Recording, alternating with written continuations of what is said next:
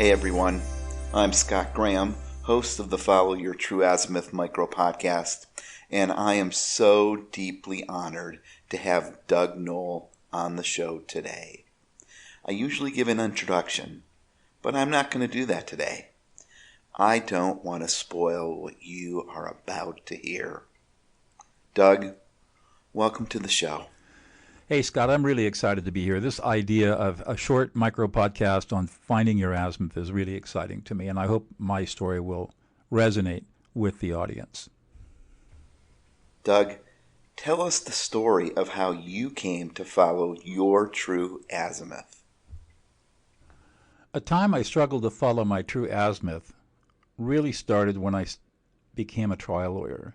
And for 22 years, I tried commercial and business cases of some great complexity and usually involving lots of money. But the problem was that I was not following my true person, who I was inside, and I really didn't know what that was. Ultimately, I learned about this by studying martial arts and then studying Tai Chi. I became a second-degree black belt and then began studying Tai Chi.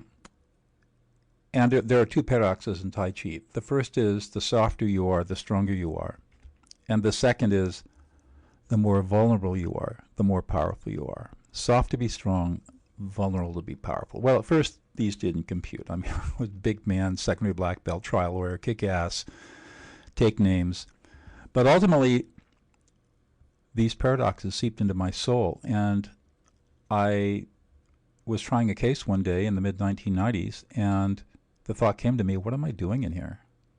And after that, I went on a vacation and assessed my career so far, which had been stellar by any measure, extremely successful, and decided that trying cases was not where I was going to be. And I didn't know what I was going to do until I learned about a new master's degree program in peacemaking and conflict studies being offered at Fresno Pacific University.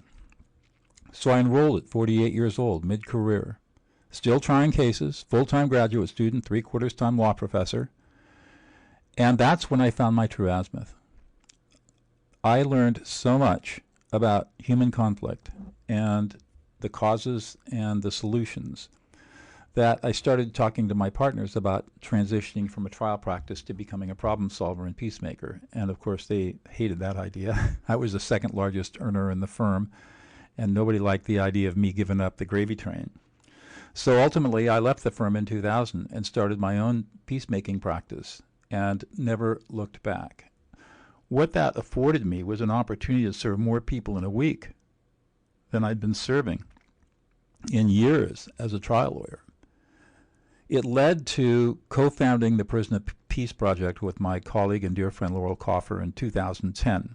And we began training 15 women serving life sentences in the largest, most violent women's prison in the world, how to be peacemakers and mediators. It was an experiment, and we didn't know what was going to happen. But by 5 weeks into the program, out of a prison population of 3,600 women, we had 800 women on a waiting list to be trained by us.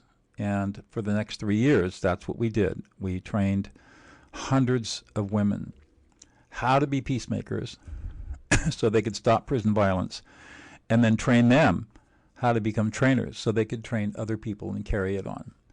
Today, Prison of Peace exists in over 15 California prisons, a prison in Connecticut, 14 prisons in Greece, with startups in Italy and Kenya, and will be going nationwide and international later this year, because during the pandemic, we filmed the entire curriculum and we'll be distributing it to anybody who wants to start Prison of Peace,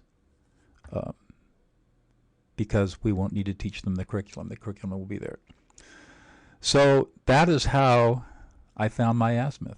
I had the courage to leave a lucrative trial practice professional career and completely change gears to become a professional peacemaker and mediator, and I have never been happier. Wow. I'm speechless. I am just speechless. In this world where we see so many people vilifying each other, so much hate, so much adversity, to hear your story. I am so grateful to have your story as part of this podcast series. Thank you so much, Doug. Thank you. Scott, thanks for having me on the show. If people want to reach out to me, they can email me at doug@dougnoll.com, and they can check out the page I've created for your audience, which is dougnoll.co/trueazimuth.